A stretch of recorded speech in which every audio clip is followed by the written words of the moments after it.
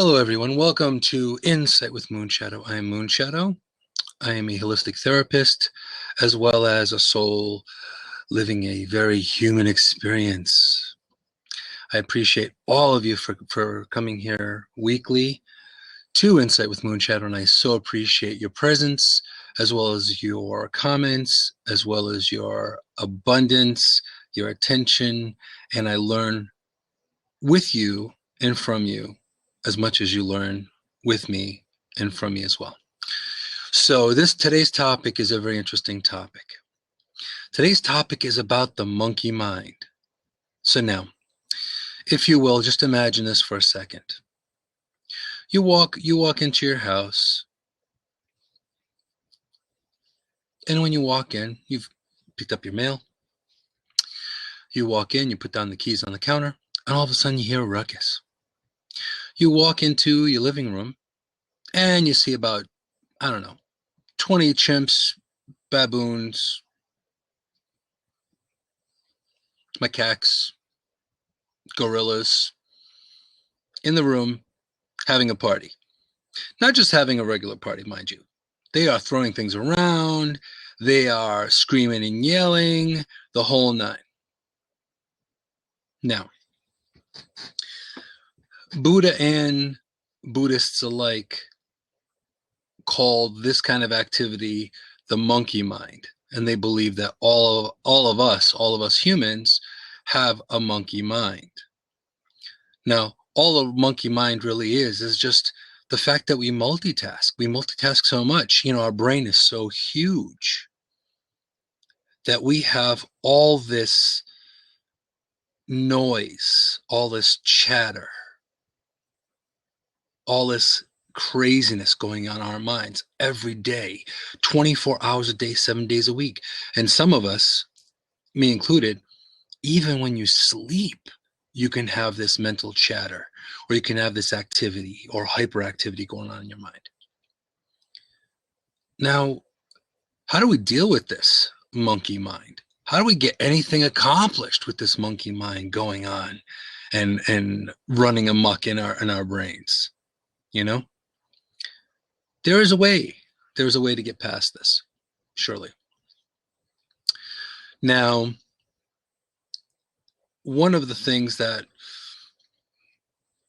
is important is of course mindfulness, and if you've seen more than one Insight with Moonshadow, you realize a lot of times I'll usually mention mindfulness, because mindfulness is really, really key and paramount in being able to master yourself, master your surroundings, master your relationships. A lot of it is mindfulness. So looking at mindfulness and being self-aware of your surroundings and what's going on, you can calm this mind chatter. You can kind of put this monkey mind in timeout, if you will. Make them take a nap from time to time. There's actual good uses to the monkey mind as well, because most of us in the world today do actually multitask. Some of us better than others. And sometimes we have to multitask. We have to, you have to, like last night, for example, I was working on the content for this show yesterday, as well as doing laundry, as well as, 3 or 4 other things simultaneously. So that being said, the monkey mind can be somewhat productive if enough monkeys. Yes, that too. And if a few of the monkeys are actually working together, then you could actually make the monkey mind work for you. They all have to be in some kind of agreement. But if they're all going by the beat of a different drummer, yeah, we're pretty much hosed at that point. So this is the importance. Very true. And this is important, that you take the time to calm down the monkey mind and to manage your monkey mind, so you can actually produce and be more manageable and produce more and be able to manifest better, be calmer. A lot of these things are so important. So now that mental chatter. Now, how many in the room presently, how many people in the room presently are aware of their monkey mind and the mental chatter? Sometimes you don't even realize it. And it's like one, one, one, one, one. Anybody else aware of their monkey mind running amok at times? Yeah. So most of us are aware of it. And it's really, really difficult not to be aware of it sometimes. You know, like you hear people saying, even if they're not spiritually super conscious, you'll hear people say something like, I don't know what's going on with me today. I'm just not myself today, or I just can't concentrate on anything today. These are the damn monkeys in your mind. This is what's going on. Now, the Buddhists kind of had an image of a bunch of drunken monkeys running around causing all kinds of chaos in your brain. So just imagine how this can affect somebody on a daily basis. Now, this brings in the reason why I brought the monkey mind as well as meditation into the same show. And reason being is that if you have the monkey mind causing a ruckus, then it's going to be that much harder for you to calm yourself and focus and become more at ease with meditation. Okay. Anna's saying, I have the reverse problem. On my own, I can be quite calm. For work, I have to caffeinate and keep up. Oh yeah, well, guaranteed. Well, a lot of times you can't be sitting in the middle of a retail establishment like Anna does and be like, oh, mani padi moon, you can't. You got things to do. Yeah, you can't be sitting in the middle of the, the sports section, sitting in a beanbag doing that. It's going to be kind of counterproductive. And this is one of the reasons why you kind of need the monkeys in some ways, so they can energize you as well. All right, especially by those old ladies. Those old ladies can be pretty crazy. No disrespect to the old ladies that shop. Just saying they could be a handful. Surely. So now Terry asked what techniques you can use to calm down the monkey mind. There are so many different techniques. We're just working with a few of the walk-in simpler versions, and then we can go in to the more complex ones. Now, there are many different things that you could use. Atmosphere or your surroundings are really important. Hey, Julian, welcome. So having your surroundings, setting up a space is important. It's nice. Now, granted, to calm down the monkey mind, you could do that once you've gained a little bit of practice. You could do this at a stoplight. You can meditate for a minute. You can meditate for 30 seconds. In a few of, I've worked for some pretty highly stressful jobs working with people that were in crisis. And there are a lot of times that I would kind of have to go to the bathroom, quote unquote. And then I take a nice deep breath and meditate for like just a couple minutes and then go back to work. Yeah, exactly. To retreat and regroup. And I think that is just an amazing way. People take meditation. They think it's this really complex thing. It's really not that complex. Breathing is a good start. Using like Pamela had suggested, essential oils. She works with essential oils. Working with certain essential oils or crystals can help you. But let's say, for example, we've never meditated before in our lives, ever. Hey, Chris. So I like to connect to people that have never done it and people have been doing it for 50 years, 100 years, Breathing. Breathing is a good start. Now, and we could try this. And this is also a new technique I've learned recently to add to or amend this breathing technique. And I learned this through another friend of mine. Now, breathing in through the nose and also breathing out through the nose is actually, or nasal breathing is far healthier and better for you than breathing in through the nose and out through the mouth. So, if you will, try that out. Try a couple of these breaths. Just close your eyes.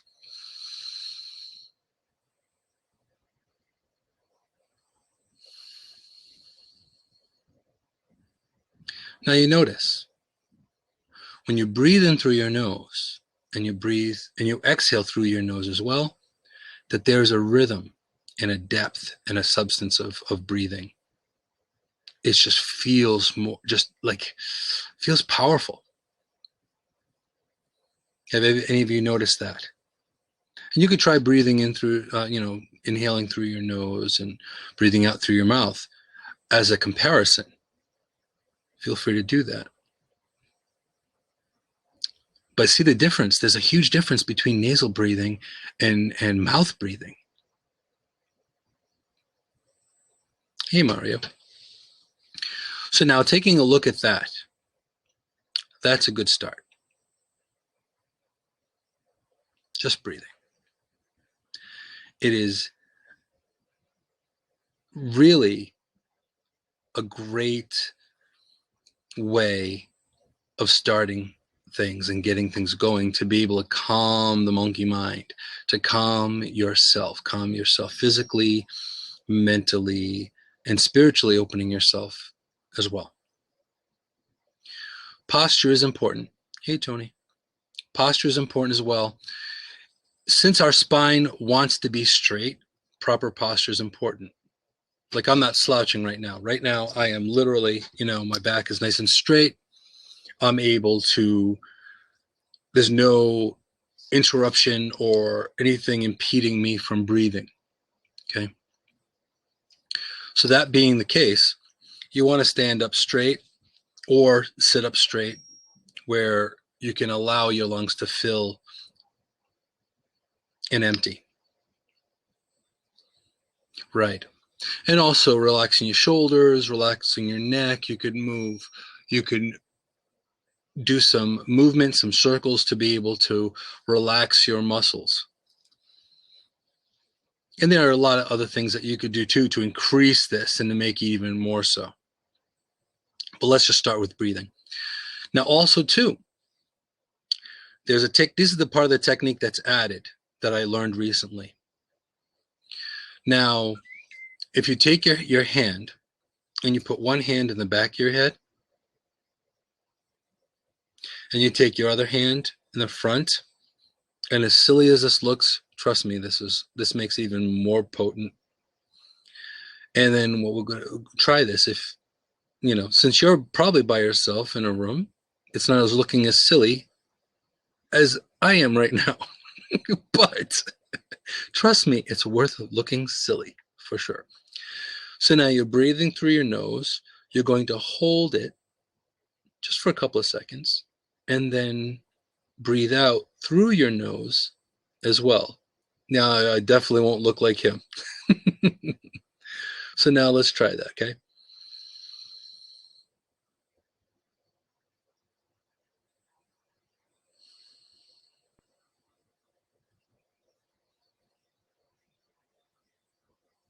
Now, that's some powerful stuff. It's looking just with hand positions, that makes it even more potent. So now we're just looking at breathing at the moment. This is just a technique of breathing. That's it. Just with the matter of the 3 or 4 breaths that you've taken so far, can't you at this point feel already that your blood pressure will lower? You'll feel calmer. You'll feel a little clearer, and this is important. And you'll hear me mention self-care quite often during my show, because self-care is really key as well. If you don't take very good care of yourself, then you're going to be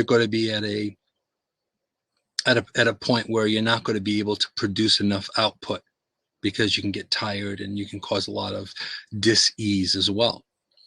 But breathing, just to start a breathing. Also, to calm the monkey mind, you can also use, and I do this quite often, I use YouTube. There are guided visualizations and guided journeys that you could utilize on YouTube. Even on my website alone, moonphoenixrising.com, shameless plug, but in there's a tab where it says web media, where it has a bunch of meditations and a lot of different YouTube videos that you could click into. And I basically went looking through YouTube to find some of the greatest quality things. Thank you so much, Anna, for typing that in. So you can actually see those videos and you could pick and choose which ones work for you. So it's all in one space. This is why I mention it. Now, looking at it from that point, you could also focus while you're doing breathing. You could use a focus method. You could focus on a candle or a focal point.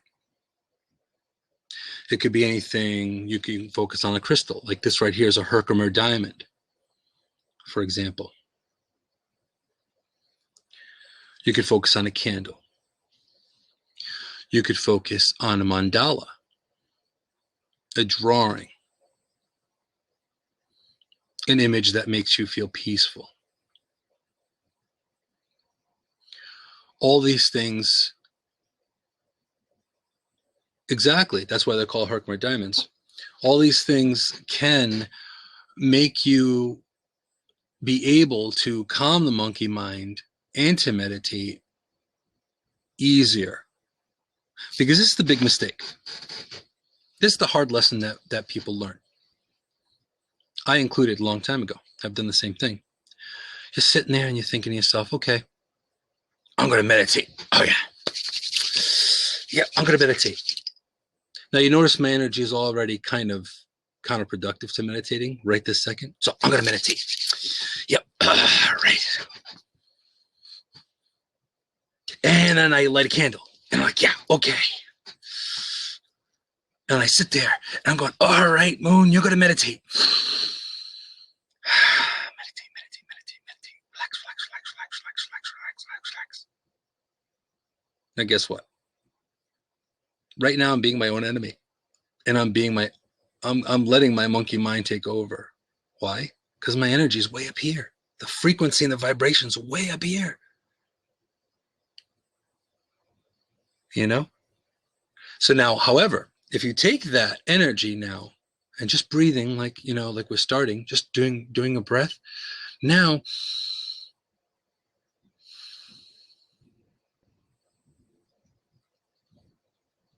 you're releasing that excess energy. Focus on it in a focal point, whether it be a candle, whether it be a stone. Now, I myself, I believe in being outside doing it, if possible. Not having a phone nearby or shutting off your phone settings, your ringtones, making sure your kids aren't going to drive you crazy, making sure your pets, because I know we have pet parents in the room, making sure your pets are taken out, having, been fed, they've gone outside to do their business, all of that stuff. And then you could go ahead and do what you need to do. If possible, be out in nature. Like the last show was about earthing. So connecting to the earth, connecting to the elements around you. That's such an important and in such a profound, strong connection. So if you're by the water, go by the water. Go by the ocean. Go to a beach. You could focus on sound as well. It doesn't have to be visual. Some of us are visual, some of us are auditory, some of us are a combination, like a combo platter. So that's important. Well, there you go. See, like Anna has said, that's a perfect example, Anna, and I'm going to mention as well, is Anna's saying, hanging in my bedroom for this class. The family knows not to interrupt for this. And that's important. This is why you shut off your phone. And, I'm a huge multitasker as well, but every now and then, on a regular basis, make this a lifestyle. Take a moment to reconnect to yourself and disconnect from the minutia that's happening around you. Put these monkeys to sleep for a little while. It's okay, So with meditation, if you can't meditate for longer than a minute, that's perfectly okay. Lucky enjoys to meditate. And, and Lucky is Terry's dog, and he's such a cool dog too. He is such a really, really, really cool dog. So meditating is really not that. It's really just being conscious, being aware of yourself, being aware of your inner workings and calming them down. Don't entertain things for so long. Now here's an example. Okay, as I get into a more meditative posture. Welcome, David. So now,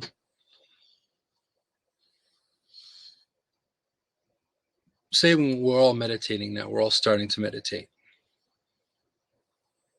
And for the sake of emulating what could possibly happen, this is a dramatization, if you will. So now I'm meditating. And, maybe I'm getting going for a good 10 seconds. Sometimes it's less, sometimes it's more. And all of a sudden you think to yourself, oh man, I forgot to pay the phone bill. Oh, wait. Oh man, I gotta go to the store. Oh, I ran out of milk. This is your monkey mind playing with you. This is your monkey mind trying to harsh your Zen. Not good. However, a lot of Buddhist meditation, what they do is they ask and they say, you're allowed to feel these things. You're allowed to know these things. Your monkey mind is allowed to run amok a bit, because we wouldn't be us without our monkey mind, right? However, let it come in and let it go out. So say it's, I got to do laundry, say. And I sitting there meditating, all of a sudden, oh, wait, I got to do laundry. I will actually put physicality into it. I will be physical about it, about my meditative state, very much like the Matrix. Hey, Eddie. So a lot of times I'll be meditating and breathing. And all of a sudden, I gotta go to the store. I forgot this and this. I will literally take it, stop myself, and then pass it across. And then when I pass it across,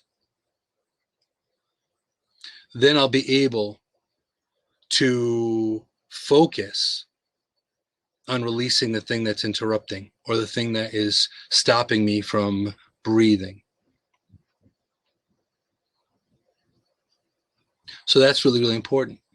Now, Tony's also saying here, I often have to use meditation when my diabetes doesn't want to cooperate with me. So I meditate to control my blood sugar levels better. And that is amazing stuff. And this is important because we are connected, mind, body, and spirit. So I commend you very much, Tony, for being able to do that. Because not everyone necessarily works on or realizes, that connection is so profound. We can't all rely on medication all the time. Medication is a supplement, it's a help, it's a boost up, but it doesn't necessarily, but we have to be more mindful about how we do things. So now when the laundry list comes in, I'll sit there and I'll be like, okay, I'll stop it, and I'll move it away. Something else comes up, say the phone rings, I stop it and I move it away. Now, the thing is, you're acknowledging the sound, you're acknowledging the thought.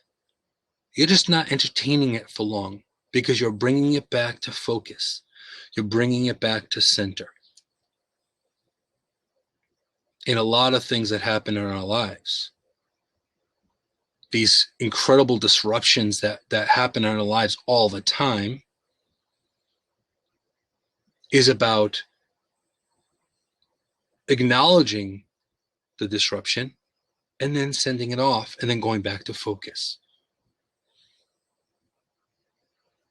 This is just meditation 101. This is just the start of it.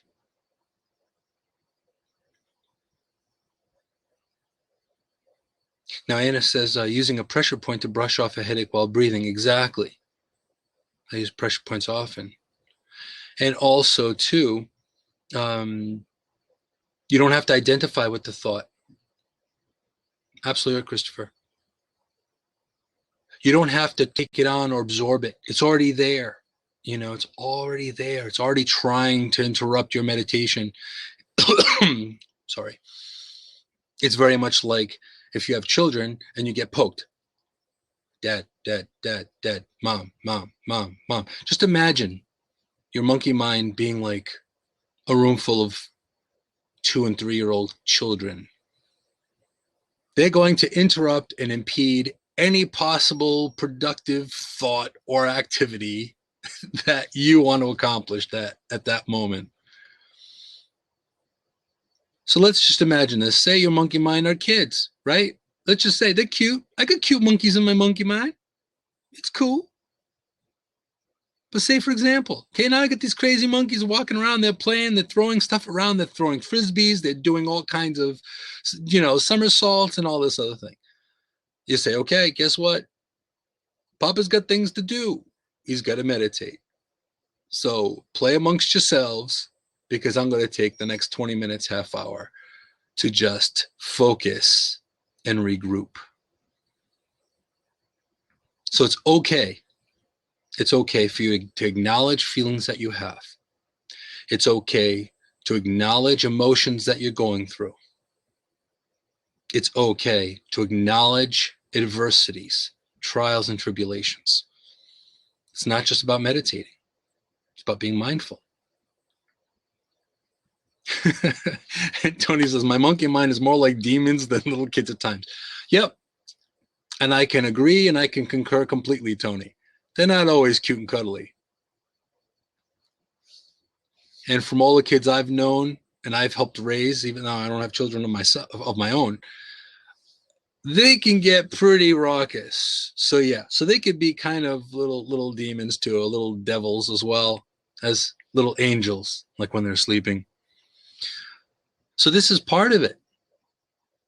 This is part of that mindfulness. This is part of that being self-aware. So acknowledge the way you're feeling, because if you don't acknowledge it, then it can turn into something else.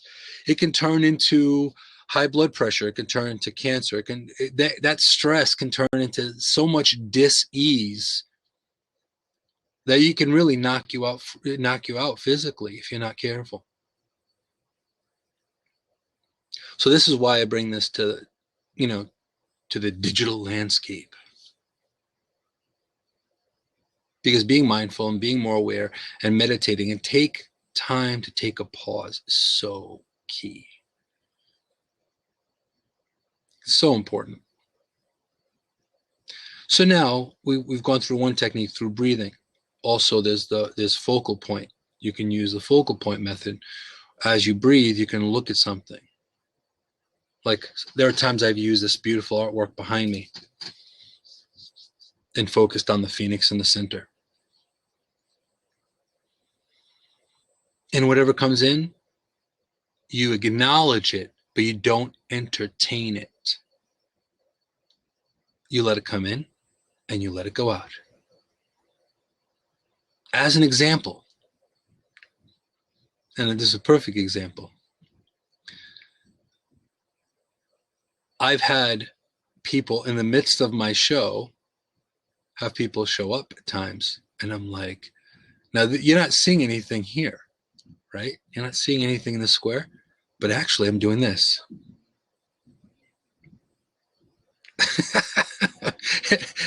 And what is that? That is off camera saying, all right, you know what? I'm on air. I'm working right now. Let me get back to you. You know, so it's no different. It's no different than anything else.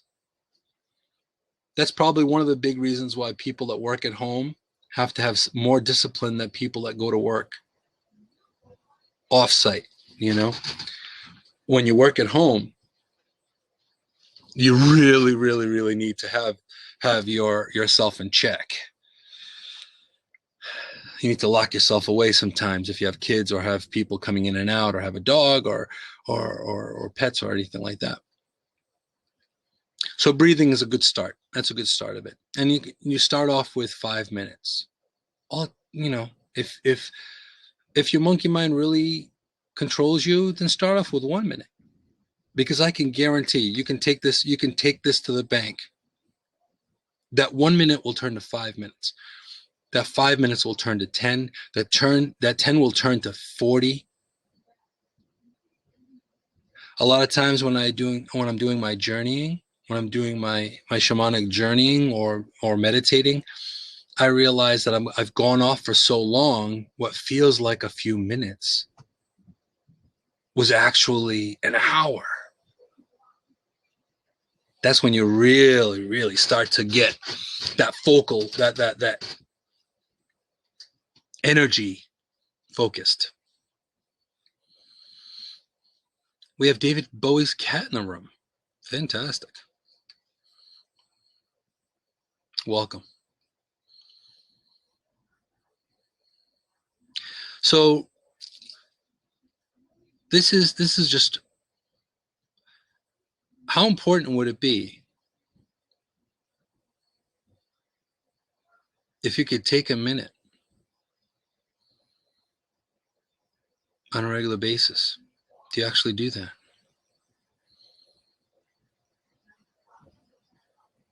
And this is where I challenge you. This is where I challenge all of you. No different than I've challenged myself. Make it a habit. Make it one of your habits. Like some people in this room may check their Facebook 4, 5, 10 times a day.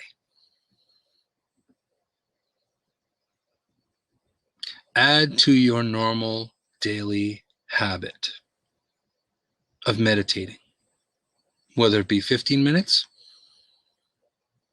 or a half hour. Whatever you can manage, I can guarantee you're going to feel better, whether it be 1% or 80% better. It all depends on your focus.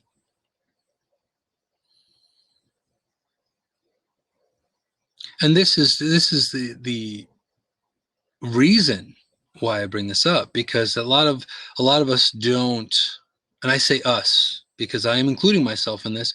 A lot of times I don't always put my self-care or myself in the forefront to take better care, because the stronger you are, the better you feel, the better you are to yourself, and the better you are to others, right?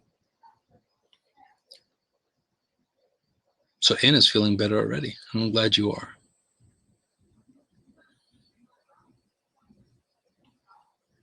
So is it okay? Is the monkey mind okay? Well, that's kind of a necessary evil, if you want to think, or a necessary thing. It happens. It happens. It's almost impossible in this day and age, how the world is today, to not have your monkey mind run amok and go crazy.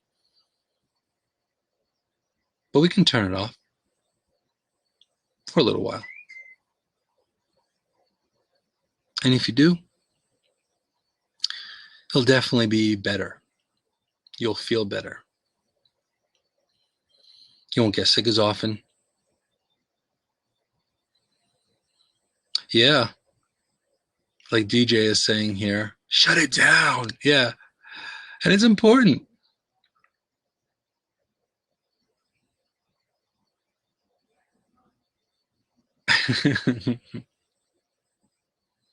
Yeah, and then Tony's saying he'd rather have a monkey mind than a monkey mind. That sounds very Yoda-esque. Mm. But it's true. It's very, very true. So taking time, like all of you took time out of your busy day to share your time with me, you can add a little bit of taking a pause, stopping the world. Very often I've said, stop the world, I want to get off.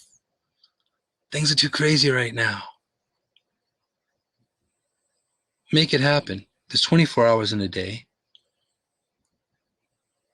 Is it so hard to take a minute, think of yourself, do a little breathing? You could do moving meditation. Speaking of another technique, you could do moving meditation. Yoga. Yoga is an excellent way of meditating, believe it or not. So is Tai Chi. I try to do it more regularly, but there's Tibetan yoga. This also called the five rites, as well as, Tai Chi or Qigong, which I regularly do Tai Chi, and that's moving meditation. So that, instead of sitting, because sometimes, I have a difficult time just sitting, breathing, motionless, because then that kind of gives my monkey mind a little bit of carte blanche to kind of go a little nuts. But then, if you put some physicality into it, like Tai Chi or just movement, just stretching and breathing, that's a form of meditation too. And I challenge you all again also. Look for different ways. Find your way. Find your way. The best way for you to be able to go back to center, for you to ground. Last week's show was about earthing.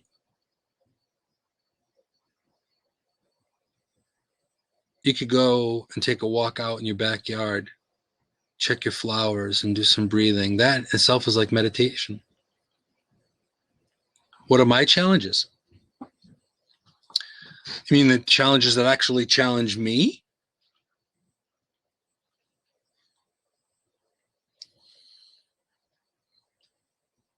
Well, I've got a ton of them. I've got a ton of challenges, no different than anyone else. As a matter of fact, sometimes they're even more challenging. Being self-aware gives you more questions and answers at times. So my challenges, they're, just imagine the average person's challenges, but then amped up about, 25%, 50%. Yeah. Now, also, Tony, I am a firm believer in Om. Om, I think, it's a sound that it's an audio focal point, so you can use that. Now, DJ is saying, when does your monkey mind run free, and you have trouble keeping it under control? Well, that happens quite often, DJ. I can guarantee that. So a lot of times it's like, even at a earlier on in the show, I mentioned that I can even meditate at a stoplight. So let's just say, for example, you're bumper to bumper traffic. Now you have people that have road rage.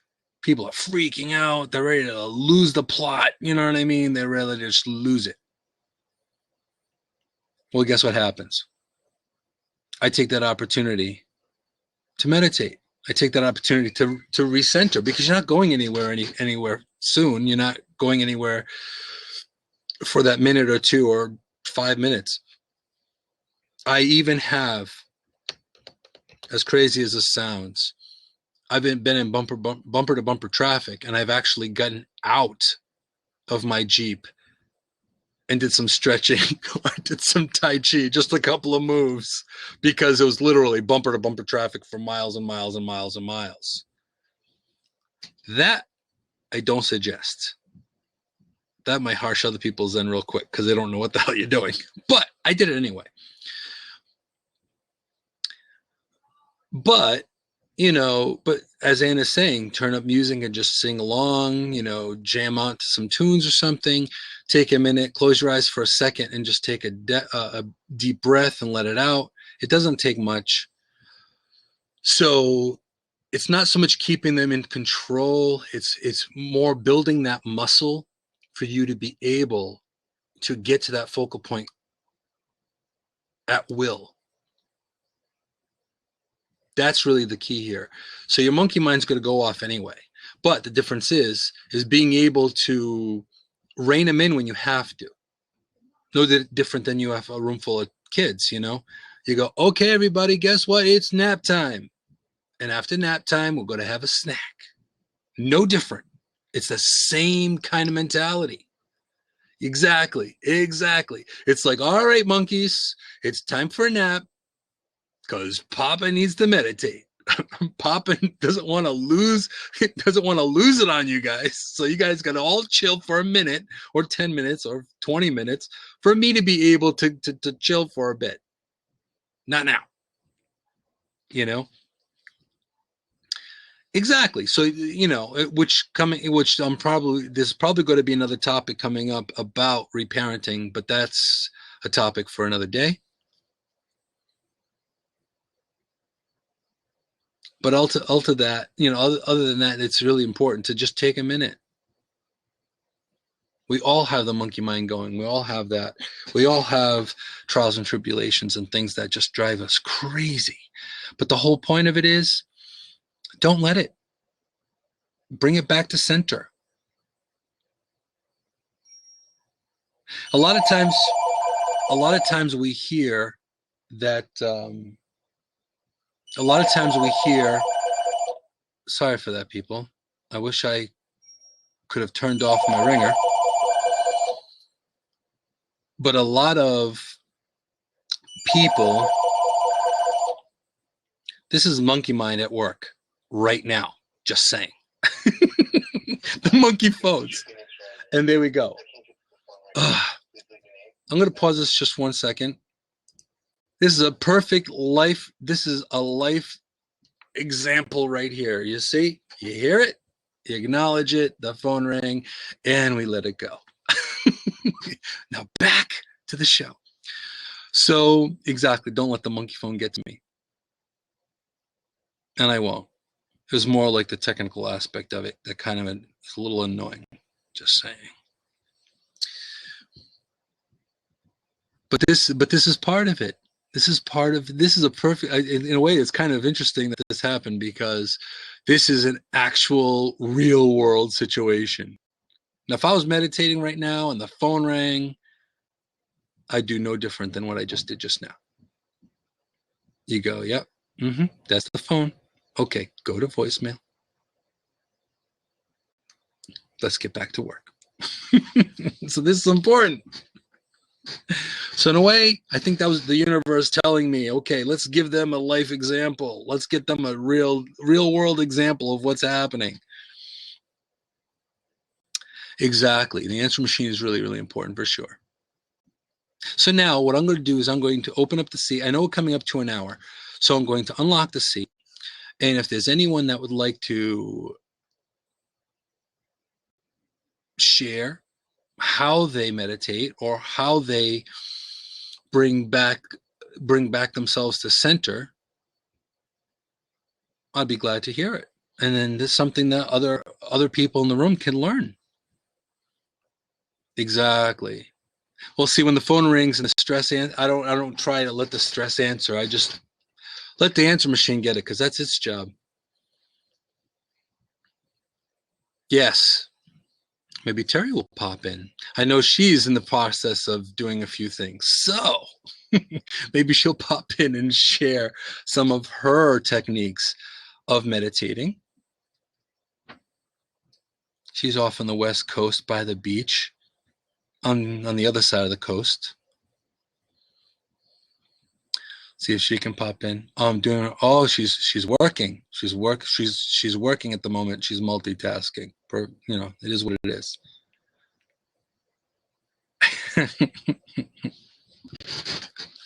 So yeah. So this is all really, really important. So anyone else that wants to pop in and share, feel free.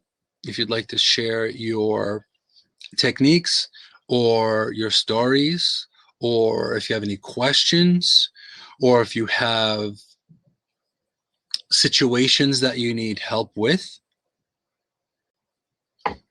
Okay, we have Anna coming in. We have Anna and we have Tony. So hang on one second. Let's also get Anna and Tony in. And we do usually tend to have a lag here. So sometimes, and I'm notorious for this too, is talking over people. So just try to take a second to maybe we can counteract that lag a little bit. So Tony, hey, how you doing? Hey, Tony. Real good. Okay, can you hear me? Yeah, I can hear you. Okay, good. It's a little foggy, but it's okay. Yeah, well, I'm on my laptop right now, so me too. I'm not on my desktop. And I have a much better microphone on my desktop than my laptop. So. Oh, there you go. Anyway. Well, I'm doing pretty good. I was hoping Anna would go first. I'm a gentleman, and I like ladies go first, but if she wants to. I'll do whatever. I was gonna ask. I'm like I typed in the side chat. I can usually be Jeeves. I can usually be pretty chill at home. Like I'm really mellow. Like I'm pretty easygoing, but not a lot gets done some days because you're just kind of relaxing. Well, so yeah, or I read a lot and stuff, but when I'm at work, man, it's like Red Bull is my friend. You know what I mean? Like the sugar-free. You can't do too much Red Bull because back in the day, I did the supplements a little too often, and that caused some serious. Talk about harshing your zen. I was gonna ask you, well, how did that harsh your mellow? Yeah, I found if I have 2 of them max in a day, I actually get super focused. Like it's almost like OCD happens, which is great in Walmart because there's lots of things to sort and organize. But like I'll just do like 1 and maybe some iced tea most days, I think. But like the energy for work is so high. Like they run on protein and caffeine, like in Walmart. It's just bum, bum, bum, bum, bum, bum, bum. And it's a whole nother rhythm than when I'm home. And when I'm home, this is my first day off in 5 days, and that's like the 3rd weekend on this new schedule. So I'm just kind of like, just so tired. And I had some meetings I had to go to today, or one really big one. But so I'm trying to figure out. Yes, right. Definitely. You almost have to go just the whole Zen push away thing that he was showing us. Yeah, well, we do get bombarded by it for sure. It's very hard to walk into a busy place and keep your zen. Try Christmas. Just think, a week before Christmas, you go Christmas shopping. It's insane. It's insane, in Walmart right? Christmas. Like that's a thing. So, but I am. And that is a thing. It is a thing, and so I'm wondering like. You probably don't do a lot of Red Bull, but like, do you do like green tea or something? What do you use to be like caffeinated? Because you're always got so much energy, and I'm just a little jelly. So how does that work? Actually, green tea calms you. Yeah.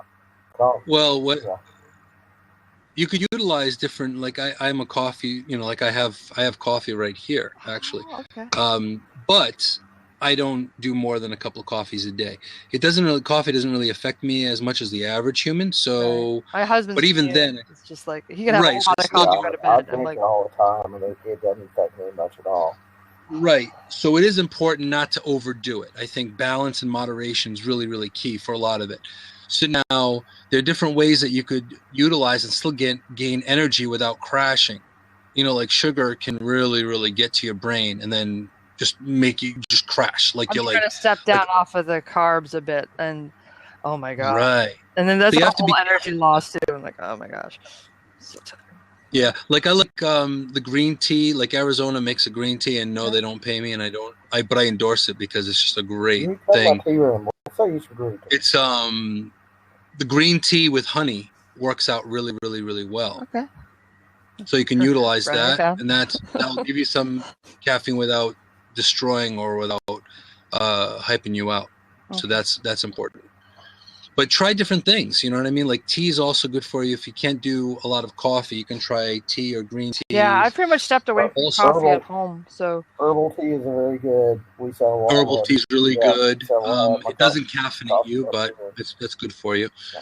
Also, too, I'm a big proponent, and I love when I was in South Africa, I tried rooibos tea. Oh yeah, I love that stuff. Yeah, amazing. Yeah. Is incredible. It's got high antioxidants, and it's really, really sweet on its own too. You don't have to add a lot of stuff to it. Well, yeah, and it's very, very good for you. And they actually use that in skincare, and they use that in a lot of different products as well. That helps my psoriasis out quite a bit. Exactly. Yeah. So it's really important stuff. So I would suggest trying not to. Also, proper eating habits will also help you have enough energy, so you don't do the crashing thing. Too. Yeah, it is weird because the way I eat and do stuff at work is different than I do when I'm at home on my days off. And then so I'm just trying to figure out the rhythm and how that works, Exactly. Now, Tony, how do you actually calm your monkey mind? Well, actually, I have to do it quite a lot. And I found at a very young age, I don't want to go into my story again because it's long and drawn out, and I could go too long about it. But I'm under a lot of stress. I go through a lot of stress in my life, and always have been that way ever since I was a teenager. Very stressful kid. Didn't deal with it very well. Have a lot of health problems in my life, and now I have family issues that I have to deal with. And just, those things alone are very stressful. And so, growing up in a Christian home, a spirit, not a spirit-filled home, but just a believer in a higher power, that kind of thing. Yes. I understood the power of prayer, and I understood the power of meditation. And often I would have to use relaxation techniques, meditation, to deal with my anger issues, to deal with my rejection issues, to deal with my health issues. I still use it to this day. One of the best ways that I do it, and there's different periods that I have to do these things. Like right before I go to sleep is a great time to meditate. That's a perfect time for a jigsaw puzzle, or do a crossword puzzle, or do something to make me stop focusing on stress.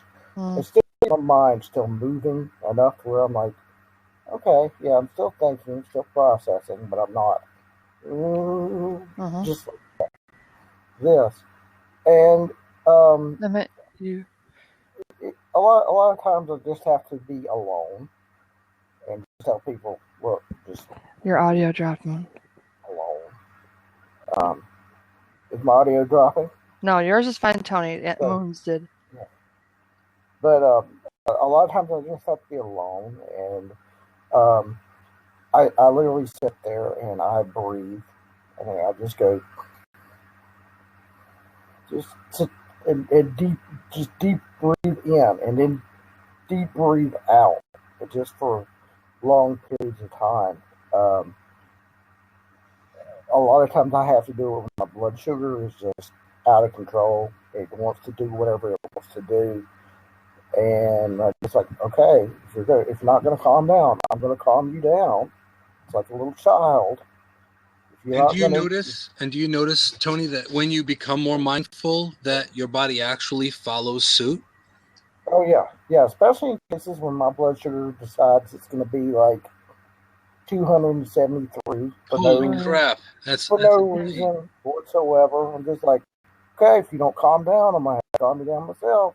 Uh-huh. You know, I'll sit That's there great. and I'll breathe in and out for 20, 30 minutes, and next thing you know, oh, okay, yeah, back down to 117, 113. Oh yeah, fine. You know, it's it's uh, it's just amazing how much it helps with my diabetes, my diabetic situation. And this is a perfect example. This is real time, actual life, life hack stuff here. Tony's he's got diabetes, and just to recap with Tony, he's got diabetes, got a lot of family stuff that's going on, and also he's come from a very spiritual family, a very religious family. So now you have all that is involving stress, plus add in the monkey mind. So to add physical issues and other things like anger management needed, and all this other frustration that's kind of running your brain, add that to a bunch of monkeys that are drunk and on tequila and freaking out in your brain and your mind on a daily basis. Yeah.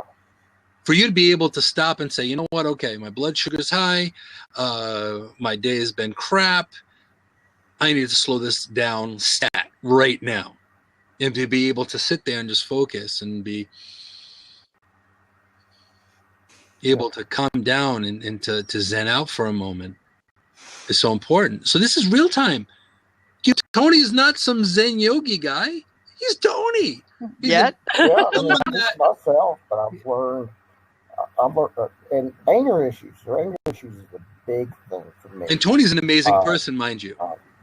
Thank you. Far from average. I'm just saying, as a typical American person with typical American issues and monkey mind stuff and all this other thing, he can focus on meditation as well. I mean, anger issues is a big thing for me. I haven't talked a lot about my anger issues in my life here on Blab, but I have on my YouTube channel and some other places. I get angry. And I get more angry than usual. And oftentimes I'm just like, okay, I'm getting angry, getting upset. I have every right to be, but this is not good for my zen or whatever. It's touching your zen, for sure. Whatever. It's probably going to affect my blood sugars. Either it's going to spike it real high or drop it down really low. So if I don't do something about it, then I'm just like, okay, just you're gonna freak out, and it's going to turn into something down the road. So if you don't deal with it now, it will manifest into something else much uglier if you're not careful. Yeah, my dad has high blood pressure, and he's had it for years. Like, we could tell when we were kids. Like, well, I could tell when I was a kid. I was a teenager. Like, you could tell when he was getting mad before he got mad, because his ear would get red. Like, it'd flare. You have like a vein that would go nuts. A little bit. Yeah. For me, it's just like I'm going to clench my fist. And it's weird because my little brother who lives near him, he has high blood pressure now too. And he's fighting it and stuff. I don't know if he's got medicines or what, but it was just weird to hear about my little brother having that. Like, really? Okay. And so thinking, well, if there's some kind of family possibility, I don't want any of that. I don't need that to mess up my system and my life and kill me dead. No, thank you. Just push it aside. And this is your body, and blood pressure, diabetes. This is your body basically reflecting what's going on around you. And granted, it's also heredity is also key as well. There's a lot of physical maladies that you can inherit from your family. However, it can get exacerbated by you not taking good enough care of yourself. So your body's going to tell you, guess what? You're not taking good care of yourself. So I'm going to give you a reason to go to the doctor, for you to be more mindful, for you to actually practice self-care and take good care of yourself, because you want to hear something funny? My son, who's 17 now, he came down with diabetes like 4 years ago. And so after a while, we were taking him to a therapist just to, help him on self-care and making better choices. And it wasn't about diabetes per se, but it was about just getting a handle on being a young man in this day and age, and what that feels like. And we would go to a guy whose office reminds me a lot of your office, Moon, because like he has like a dream catcher somewhere, and he's got like crystals on the ledge by the sun, and it's really chill. It's great. So it's less practice and more lifestyle, in my opinion. And it was just so great that we landed on we found a guy who was a therapist, and a dude who's been doing this for 30 years. So he's got some experience under his belt, and he was just really chill. And Junior thinks he doesn't need a therapist, but he might still. But just to have experienced that, and what an office can be like, that how that can reflect what your inner mind is like, it was cool. Absolutely. And we have David joining us. David, how you doing? I'm going to hop off because I'm being told it's Tony. time to eat. And so okay. It's always a pleasure to talk to you. It's always a pleasure you hopping in, Tony, as well. Always good to see you. Always nice seeing you, Tony. Well, it's good to see you. David, good seeing you. So I'll talk to you later. Okay. Later, Tony. David, how are you? Quite good. And yourself? Oh, not too bad. Can't complain. Today, it's my Zen is not too harsh, which is good. That's good. The monkey mind I sent them on a timeout, and they're off doing errands right now. So cool. So what brings you on, and how do you tame your monkey mind, and what do you do to focus on being more Zen-like, or gain focus in your life? What do you use? So we're talking to me now. So I came on. I actually had a couple questions for Tony, but he disappeared before I got the chance to ask him. I think he's still in the room. I think he's still in the room. The avatar's above. Yeah. If you can ask him a question, and Tony can answer you. You can answer in the chat, if he's still there. Yeah.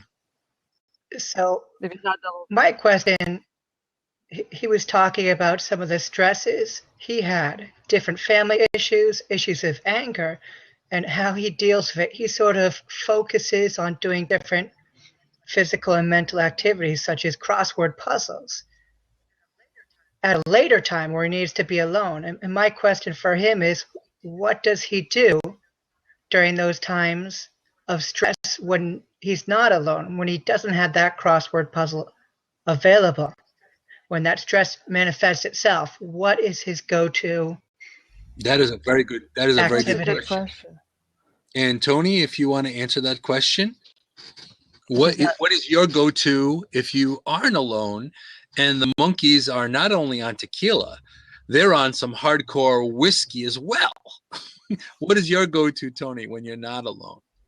If you can answer that question for David, that'd be fantastic. And this is all about sharing too, so I appreciate your question. We're all teachers and we're all students in this life, really. So it's just how it works. Okay, let's see. I don't know if he went off to multitask or what. I wondered if he's double blabbing or like you said, multitasking. I don't know. And that could very much be the case. Let's see. We'll give him a minute to see if he'll pop in with a question or with the answer or that kind of thing. But That is a good question. Now, let's just see if Anna can answer that question. Oh, The middle of Walmart, you have craziness going on. How do you calm down before losing it? well, see, because losing it isn't really an option because I like to stay employed, and I almost go to a more calm place. I find if I can vocally be more soothing when somebody calls up, like you just bring out your sexy voice and you go, "Hello, Walmart, how can I help you?" You know, that diffuses some people. Boom, they're not expecting sexy on the other end. They're like, "Whoa, what's huh?" So I'll bring in some of that, and that diffuses it. And if I can transfer them right away to wherever they want to be, that's it. That's all I got to do. Boom. Prayer helps. Because sometimes people are just truly going through stuff, and you're just like, okay, Lord, help them with whatever.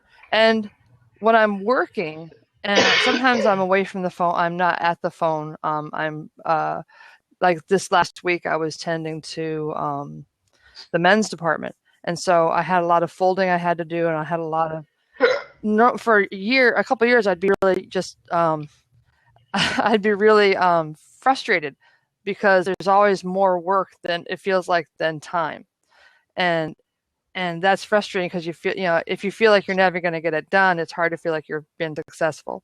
So what I've been doing lately, which seems to help, is I'll have one project I want to take on for the day, and I'll organize one place in the department and just nail it. Like, take out all the overstock things that are, just make it perfect, fold it how I want it. Boom, it's good, and that way I can leave at the end of the day going, okay, I got to, most of the department looks good. That's amazing. I did that. That might last a week. Okay, cool, done. And that feels good. And I've been humming. I'll sometimes the music overhead just bugs me because it's really lame. So I'm like humming like Robert Palmer songs to myself. There's this one album I just really love. Don't explain. That's the name of the album.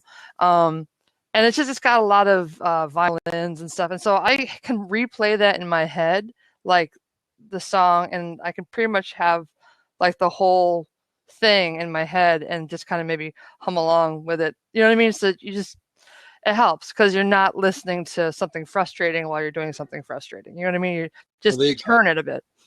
So you're altering your focus for a moment. Yeah. Oh yeah. Or an hour or whatever it takes. There's a lot of folding.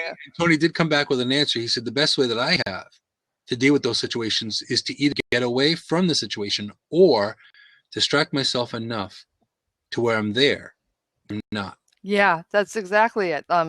If you have Robert Palmer going on and there's, whoa, you can't really be harshed out when you're singing, I want you. I mean, that's just, the two emotions can't be in the same place. So you just. Well, a lot of times too, I go into, like, I have a very eclectic musical influence library, and I like so many different things, but a lot of times, like, I love the song Hakuna Matata from The Lion King. Oh, wow. Yeah. So I'll actually think of Hakuna Matata in my head, and yes, and that's your happy place. and that's a happy place, and that's a happy mood. And if you think about it, No Worries, or Bobby McFerrin's Don't Worry, Be Happy, yeah. or something ridiculously silly.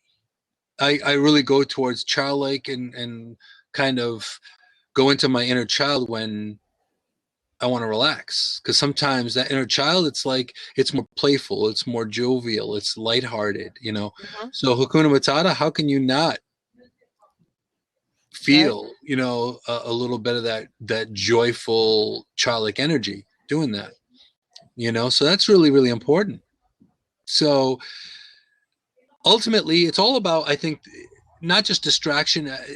Distraction can be a positive or negative word.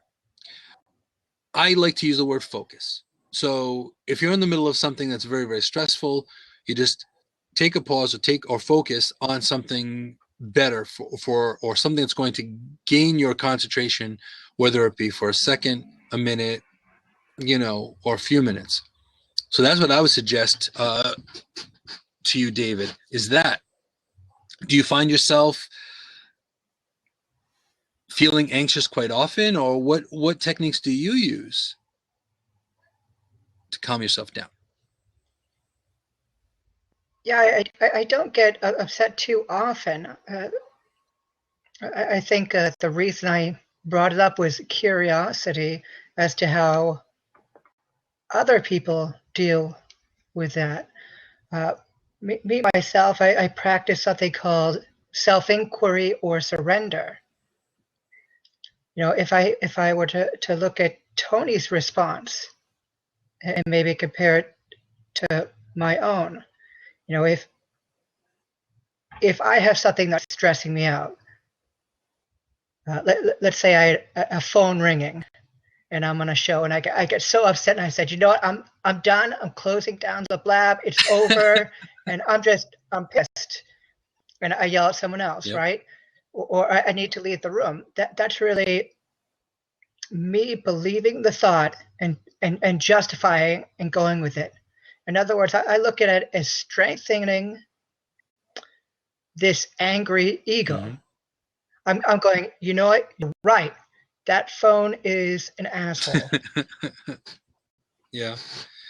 Well, I'm glad it happened though, because it couldn't have happened on a better show. It is the first time that's ever happened while I was on record. It's like what, 9 shows in? Yeah, well, it's the 10th show. So yeah, this 10th episode. So looking at it, absolutely. You could look at it, and I could have, that's a possible way of dealing with it. Maybe not the most focused way, maybe not the most balanced way, but yeah, I could have been like, you know what? I'm supposed to be in my Zen place right now. What the hell with the phone? Who the hell's calling me right now? You know, I could have gone and go nuts. You're in your angry person's Cajun. Who knew? Right. Could have been. But see, that's the whole thing. And it happens all the time. And whether I was on record or not, I would have dealt with it in the same way. And Anna could definitely agree. It's like, you know what? Shit happens. This happens. It's done. Let's acknowledge it. Yeah, it's my phone. Whatever. And move forward into bigger and better things. Let's get back on track. So it's important. Yeah.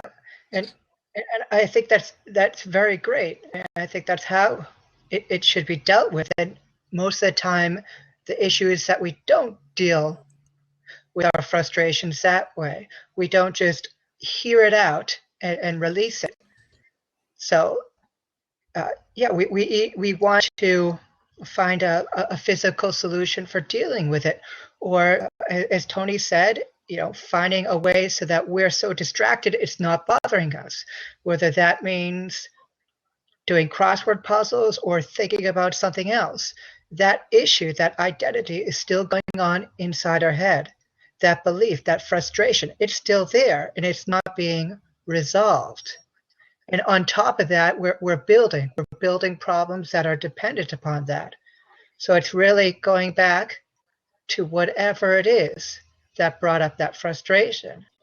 And generally, it's not the knowledge that the phone rang. It's not the knowledge that, you know, whatever other example that we may have talked about. It's something personal, some belief that we have. For example, this is recording. I want to do a good show, right? This belief that I want this to look nice. And when something begins to upset that, emotional conflict happens. Right. And it's perfectly okay with wanting to produce something that's pretty and nice. But honestly, life isn't always pretty and nice. So the sooner you get a grip on that, the sooner you would learn to adapt and pivot, the better it's going to be. So as much as, you know, the monkey mind and interruptions and a phone going off and all that, guess what? This actually makes this particular production even more real, in my opinion. So that is also important. Now, also, Terry is saying she recommends coloring. She loves Mike Dooley's coloring book notes from the universe. And you know what? And to be honest, too, if you have $1, you can go to the dollar store, and I'm sure Mike Dooley's coloring book is probably amazing. But you know what? I'll tell you, I've gone to the dollar store in a pinch, and I knew I was going to work with kid energy. And in a pinch, I all of a sudden, for like a handful of bucks, I'll go to the dollar store and grab a bunch of coloring books. And you wouldn't believe what just coloring does. So coloring is also another technique for you to focus and meditate. See, a lot of times people look at the word meditation and they just see somebody in a diaper and a turban. And somebody that's like, it's speaking like Deepak Chopra and be like, and now we are going to work on our samskara and be able to sit there and look into ourselves and be able to calm down ourselves and our monkey mind. That's fantastic. And I love Deepak Chopra. But there are different activities that you can do. There are different things that you could focus on. I know somebody that they stim out on the Real Housewives. And that's okay. Not my way, but that's okay. Whatever it takes for you to be able to go back to center. If that's your distraction, then hey, it works for you. Okay, also too, she's saying in this coloring book, you are coloring and at the same time affirming the message. For example, the message may be the best of is yet to come. True. Oh, fantastic, Pamela. Thank you for coming. And Pamela's also got an aromatherapy blab coming up as well. So if you'd like, Pamela, you can go ahead and drop that link. I know I'm also going to end the recording in a few minutes as well. Fantastic. So if you want to learn about aromatherapy, you can check out Pamela's blab once we end the recording here. So, but yeah, David, I think you're absolutely right. And also too, the self-inquiry, I think it's very, very important as well. Because I've utilized self-inquiry as well, asking questions. Get yourself prepared. Like, why am I feeling this? Why am I feeling stressed right now? Kind of chiming in or communicating with your own body in your own mind to think, okay, what's going on right now? Because if you ask the right questions, then you're able to get back to center. So you're not judging it, and I agree with you, Terry. You're not judging it. What you're doing is you're looking at it from third person. Okay, what is affecting me now? Why is it affecting me? How can I counteract it? How can I change it? How can I physically alter this energy to something more positive? Could you give us an example? Sure. Like, let's just say example. Recently, I had something that really tried to harsh my Zen in a big, huge way. And a lot of times I'll use this technique as well. So I'm glad you asked. A lot of times I will ask myself, what is my part in this? What do I have to own up to this? Where is the lesson for me? Because say, for example, if you get into a situation or a conversation with someone, there's part of it that you may or may not have to take ownership of. What could I have said that made it better or worse, this conversation, this interaction? So you own up to what's yours. Because I've been in situations where it's like, okay, I said this, and this kind of triggered this other person to go off into this activity or this mental state. Now, if it's something that you didn't do, well, then so be it. However, owning up to or being aware mentally, physically, and spiritually in what happened does help. So that self-inquiry, asking questions, saying, what part of this is mine? What part of this is the other person? How could this have been better? All these things really come into place. And then when you do think of it that way, then you go, okay, well, this person obviously is having a rough day.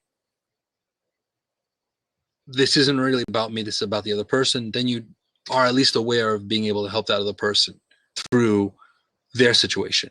Or if it's your stuff and you're projecting your stuff on another person, then you can honestly say, okay, this is all me. I had a bad day, and here I am subjecting it onto David.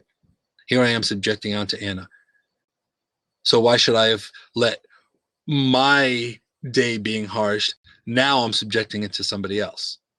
So then you can, reconfigure or refocus that and say, I'm really sorry, David. I just had a really rough day today. So I don't mean to throw it all on you or throw it all on you, Anna, I hope that helped that question.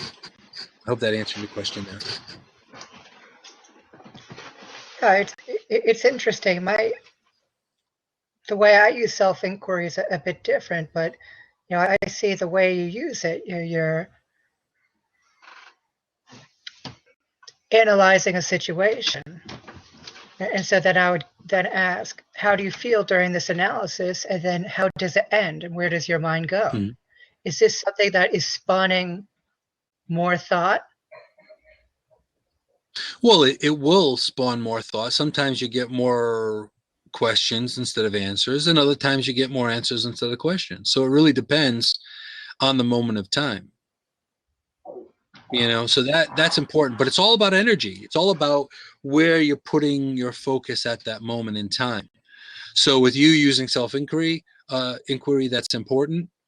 With Tony using crossword puzzles, that's important. So those are all techniques that, bottom line, to bottle something up or to not address it is not healthy for you, because it's going to manifest itself into something else.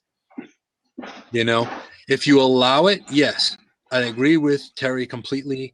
You can go into question nirvana, where it's like, it's not a helpful thing. You're just asking more and more questions, and before you know it, you're downward spiraling into something huge. But knowing when to entertain it or how far to entertain it is probably the key. And that brings it back to that. So it depends on how far you go to entertain it, whatever technique it may be, whether it's self-inquiry, asking yourself questions, or going, how far are you going to go into it? So that's important too.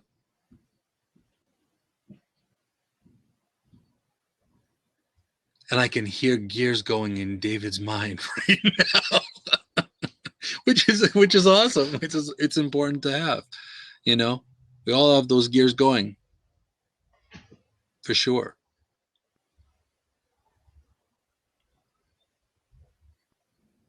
And Terry's saying also, it's great to observe how much a person chews on the same topic. Well, this is the whole point of it, right? It's all about mindfulness. It's all about being aware of what's happening in your mind, what's happening around you. Yeah. And also chiming into your emotion. I think that's also important. If you don't know, or if you don't acknowledge, or if you don't give enough attention to what you're feeling or what you're thinking at the moment, then you haven't really worked it through. So some of us need to work it through longer than a minute. Sometimes it takes an hour, sometimes it takes days, it all depends. But it is important. What do you mean by work it through? Working it through. Well, it depends. It depends on how much energy you need to put in to work a particular situation through. Mm-hmm. So maybe we could go with another example so I understand you. Okay. You'll find sometimes I'm difficult because I want to drive the point home. No, that is perfectly okay, David. And that's, do you want me to bounce over, or do you want me to stay here? You're welcome to stay if you'd like, and that's fine. Right. I know we're going to be closing up in probably, I'm going to say, for the sake of numbers, we're going to end the recording in about 4 minutes. So I figure 6:05 Eastern time. Approximately. It's been approximate. My life has been approximate. It's all about... Sounds like a book title. It is. It's all approximate. Yeah. So now, as an example, working it through. So Hunter Terry asked, what's the question? Right.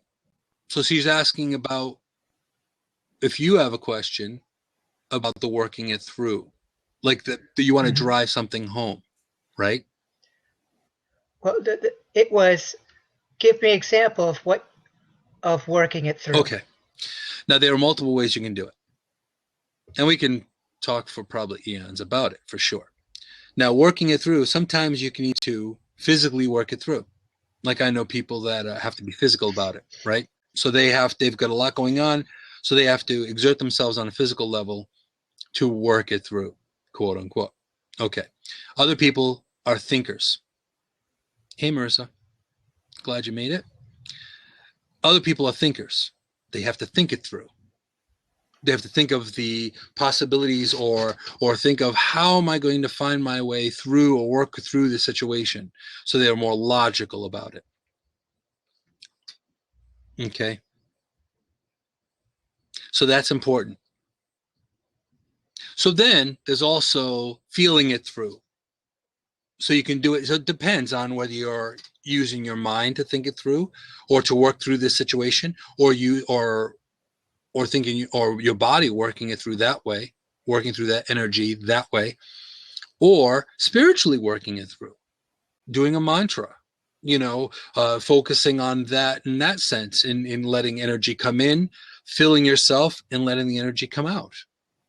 So it really depends on how you work it through. Now with you, David, I'm getting such a strong level of logic with you, which is important. That's how you work it through. So you may not run around the house 10 times to work it through a situation. You got to take it apart, the gears and the cogs. You got to take out your trusty screwdriver and say, all right, let's break this thing open and let's see what's going on with this. That's your method. And that method works too. It really all depends on how much time you have. And as Terry is saying as well, giving yourself permission of, there's a level of not my circus, not my monkeys. Is this mine? Taking ownership. Okay, is this something that I need to really take apart myself? Is this something that I could talk to somebody about? Like bringing in Terry or Marissa, for example. Like, I am like so wrapped up in my head right now. Maybe if I have a conversation with Marissa or have a conversation with Terry, or maybe I kind of like talk to Tony about this, But working it through is important, period. It just doesn't really matter the method you use. But the fact is, once you get to center, that is really the key here. That's the important part, is working it through to a point where you're okay with it.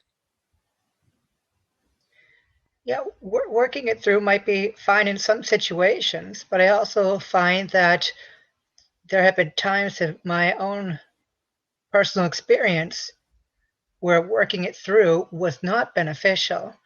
For example, having an issue in a relationship, some sort of argument. I'm sure we can all relate to this. We've been in argument with family, lovers, friends, pets, who knows, the list goes on. Oh, yeah.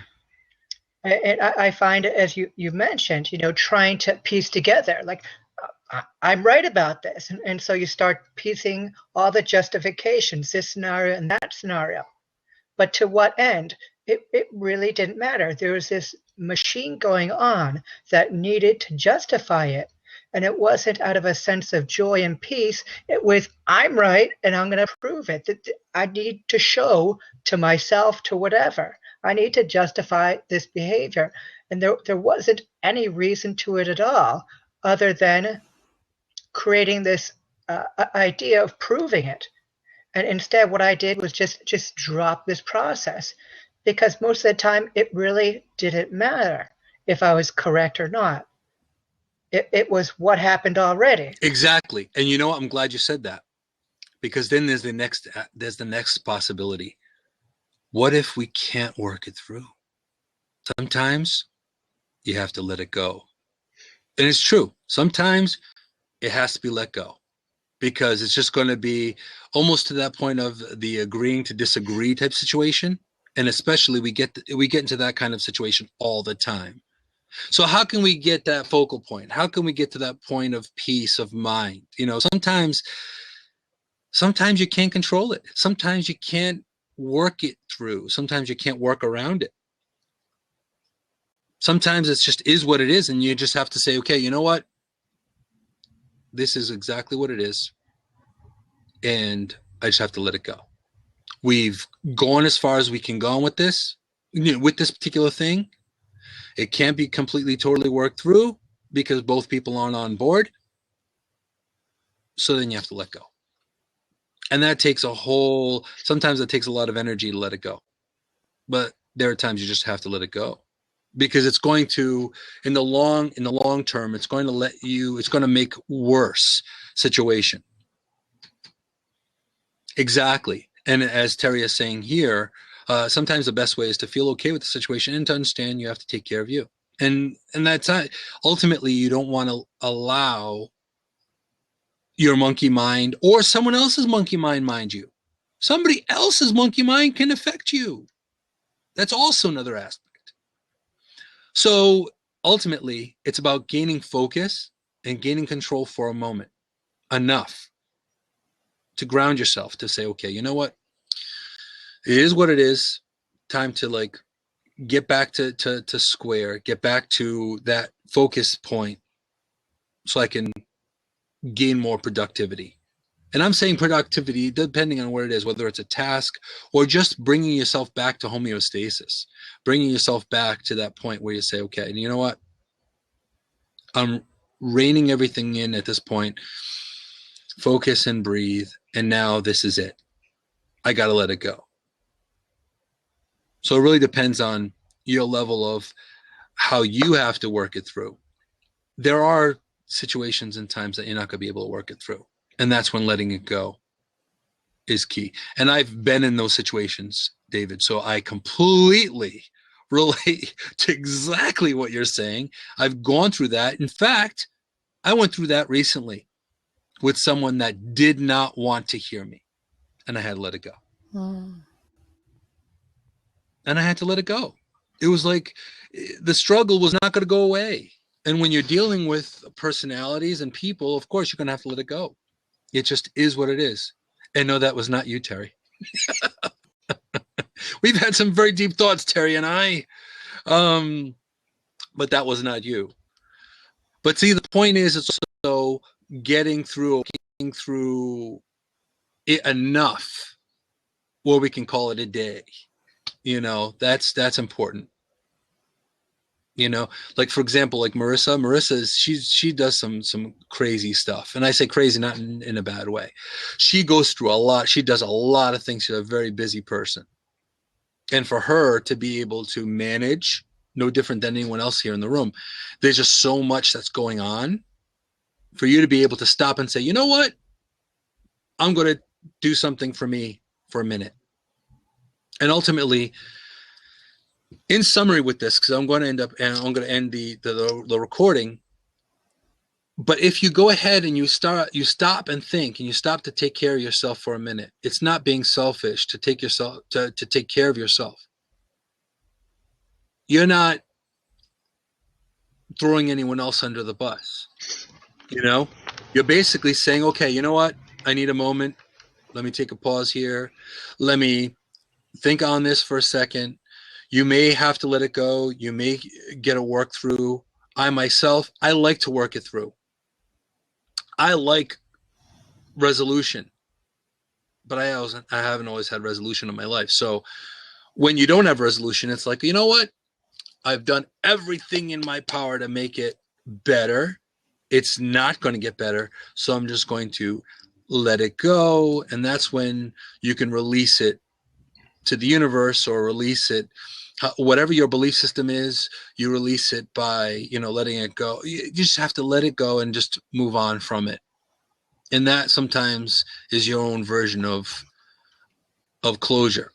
Like Marissa's saying, I visualize it as the Energizer Bunny or a battery and evaluate how much energy do I give to this. And I agree with you. Like I've been in some crazy situations and conversations where it was like hours and I was exhausted. And I'm like, this is not going to get any kind of resolution. So you know what? I'm just going to let it go for now. Maybe it'll come back. We're going to table it. Maybe we'll come back to it Maybe we'll work it through. Who knows?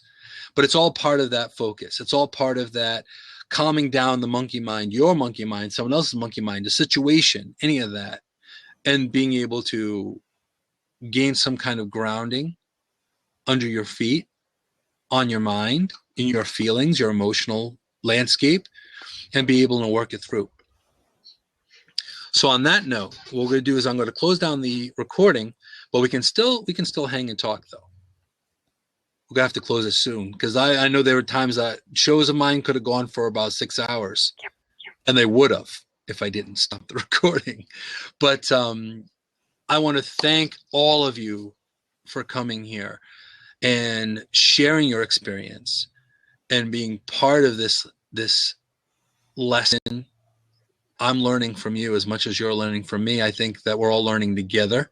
We're all here on this crazy orb for a reason. So I appreciate all of you coming, and I suggest and would love for you guys to check out my YouTube channel, check out my website as well, moonphoenixrising.com. And I'm seeing Anna's already typing it because that's how she rolls. She's great support people, so I appreciate that. Also my YouTube channel, and also subscribe to my YouTube channel because that way you'll be able to catch things as you go. You can catch my replays that way as well as on my website as well. All my contact information is on my website. So I appreciate and I'm so grateful that you guys came in and are here because this is why I do it. It's not about me. It's really about sharing my experience and learning from your experiences and making things bigger and better the best I can. So my closing thought, be you. You're only qualified to be you. Share what you have because we're all teachers and we're all students. So catch you next week. And thank you so much for being here.